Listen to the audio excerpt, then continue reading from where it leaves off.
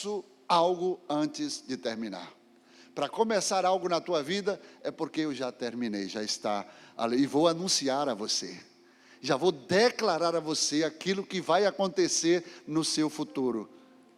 Onde você vai chegar, eu já anuncio aqui. Isso é muito forte, queridos, porque Deus, essa é uma característica peculiar dele, que ele nunca começa antes de terminar. Primeiro ele prepara, ele vê nas suas mãos e vê a obra dele, e vê que está perfeito, que está do jeito que ele quer, e ele se satisfaz. Eu estou satisfeito, está bom, então vamos começar. Ele termina primeiro tudo que ele faz na tua vida, porque ele não faz nada para ver se vai dar certo. Ele primeiro, ele cumpre aquilo, fica satisfeito com aquilo, e ele anuncia o que precisa ser feito, através de quem ele escolheu para cumprir esse propósito. Quantos entendem isso? Aleluia. Quando eu começo, quando Deus começa algo, é a evidência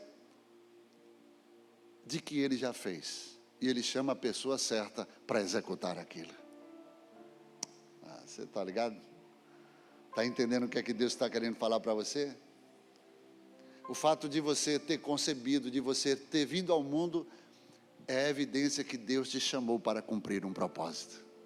Se você está aqui, é porque você foi escolhido para cumprir o propósito de Deus. Aleluia. Eu faço conhecido o fim no começo. Deus nunca vai começar algo sem que antes Ele termine. Então primeiro Ele termina, Ele se satisfaz, e Ele diz: estou satisfeito. Quando Deus criou os céus e a terra, Ele usou um tempo de 6 períodos, que chamamos de dias, e Ele disse que estava satisfeito. E Ele terminava toda a obra da sua mão dizendo: está bom, está bom. Mas quando Ele terminou tudo que Ele construiu na terra e nos céus, aí Ele fez o homem. E quando Ele fez o homem, Ele concluiu dizendo: está muito bom, eu estou muito satisfeito, porque toda a obra das minhas mãos eu construí para um propósito maior. E agora Ele, no último dia, no 6º dia, Ele fez o homem e colocou para cumprir o propósito. E o que eu quero dizer nesta manhã é que você é parte do propósito de Deus nesta terra. Você existe para cumprir este propósito. E o propósito de Deus, através de Jesus Cristo, foi que você viesse servir a humanidade. E você é levantado como líder a partir do momento que você começa a servir. Existem líderes que eles querem mandar, que eles querem simplesmente só fazer com que os outros executem, mas ele precisa dar o exemplo. Ele precisa fazer para que os outros façam com ele, aprendam com ele. Por isso que a medida do crescimento de uma liderança é determinada pela medida que você os ensina através da sua própria vida. Que Deus nesta manhã possa abrir os nossos olhos, porque se você quiser ser o maior, você tem que ser servo, você escravo, você tem que servir, você tem que ensinar, você tem que agregar ao seu lado através do seu ensinamento, através do seu serviço. Porque ensinar não é somente com palavras. Jesus falou assim como eu fiz, não apenas ensinei, mas Ele ensinou através do que fez. Até assim como eu fiz, façais vós uns aos outros, porque este é o exemplo. Vamos ficar de pé.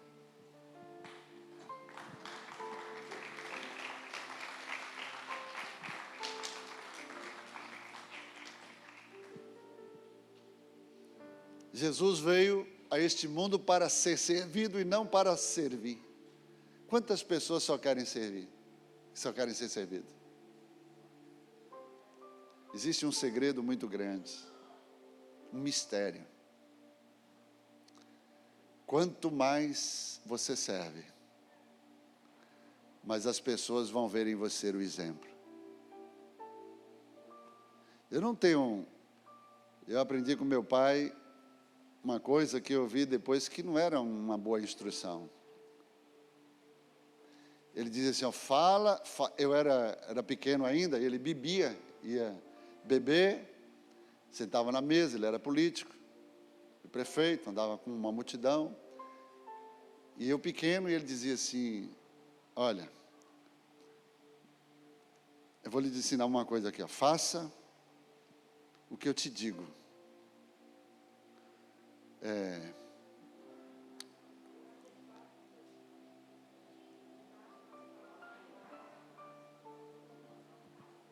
Fugiu aqui.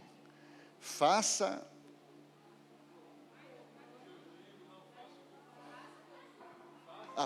o que eu mando, mas não faça o que eu faço.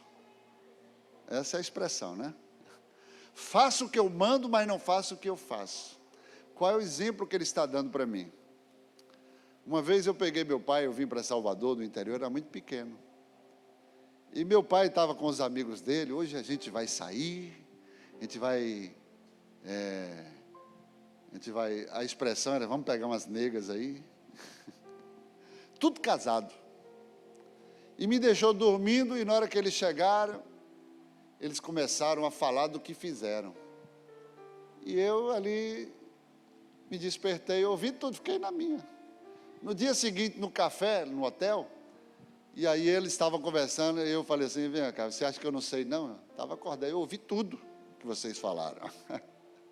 Aí meu pai falou, isso é segredo, não pode comentar com ninguém. Eu pequeno, né? Até que usou-se até de uma brincadeira assim, tinha uma pessoa que chamava Julival, e ele era assim, bem casado, tinha filhos e tal, etc., mas ele foi nas más companhias, ele acabou entrando na prostituição. E se eu abrisse a boca para falar alguma coisa dele para a mulher, o casamento dele estava destruído. Porque a mulher dele era, né? E aí meu pai aproveitou a situação ali e falou, olha, dá uma bicicleta para ele, aí pronto, está resolvido o problema. Aí toda vez que eu encontrava com ele, eu falava, cadê minha bicicleta? Então esse ditado, né? Faço o que eu mando, mas não faço o que eu faço. Isso aí, queridos, não é uma instrução bíblica, não é instrução de Jesus. Nós temos que mandar conforme o que a gente faz, ou ensinar através do nosso próprio serviço. Foi assim que Jesus fez. Jesus, antes de falar, Jesus ensinava com a sua própria vida. Vai haver um momento que você não vai poder falar muito, e a sua vida vai ter que falar mais alto que as suas próprias palavras. Então é a sua vida, você está sendo observado. Quando você serve, quanto mais você serve, mais você parece com Jesus. Porque o ministério dele foi um ministério servil. Algumas pessoas ficaram chocadas por ele fazer aquele tipo de atribuição. E ele disse, se você não permitir eu fazer isso com você, você não tem parte comigo. Ou seja, você está querendo impedir uma instrução, um ensinamento daquilo que você precisa fazer depois de mim. Então você não terá parte comigo. Então, o segredo da grandeza de um homem aqui na terra é servir. O combustível da grandiosidade é a humildade, é você descer. É você se colocar dentro do padrão que Deus estabeleceu para que você fosse, aleluia, referência. Você quer ser referência para os demais? Ensine com a sua própria vida, não com as suas palavras. Chefe manda, líder, ele faz com os seus liderados, ele anda com os seus liderados. Tem pastor que quando termina o culto, ele ele se escapa ele usa um microfone sem fio, e ele manda o povo fechar os olhos, faz a oração final enquanto as pessoas estão orando. Na hora que a pessoa abre os olhos, cadê o pastor? Vazou, foi arrebatado. E ele está longe, já está no seu escritório, para não estar com a multidão. Jesus, ele fazia questão de estar com a multidão. Os discípulos queriam atenção, queriam ir para uma outra programação, e Jesus falou, pode ir adiante, eu tenho um compromisso aqui com a multidão. Era Jesus ensinando, era a compaixão. Ele não deixava ninguém, aleluia, sair de qualquer jeito.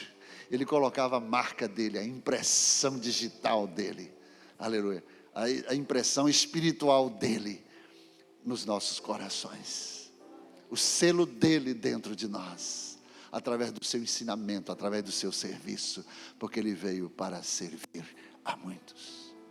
Se essa palavra falou ao teu coração, sai do seu lugar e vem aqui à frente. Aleluia. Sonda-me, Senhor, e me conheces. Quebranta o meu coração. Quantos são servos aqui? Irmão, o servo não escolhe a quem servir, é a quem Deus apresenta na hora. Tem horas que a gente está sem tempo, né? É muitas atribuições, e aí vem alguém, pastor, preciso falar com o senhor é o pastor da igreja. E às vezes você está sem tempo, tem uma obrigação, uma ocupação assim, algo mais emergente. E aí dá vontade assim, olha, veja aí o que ela está querendo. Porque tem muita gente que não assume essa posição, mesmo sendo líder. Ele passa as atribuições. Aí ele não pode, eu tenho muitas coisas mais importantes para fazer. E a gente tem essa tendência de... né? Moisés estava servindo a multidões. E desde do nascer do sol até o crepúsculo. E aí Jetro chegou para Moisés e deu uma instrução para ele. Falou, não é certo o que você faz. O povo está numa fila quilométrica, debaixo do sol. Já pensou aí a fila do INSS, que gente que vai de madrugada?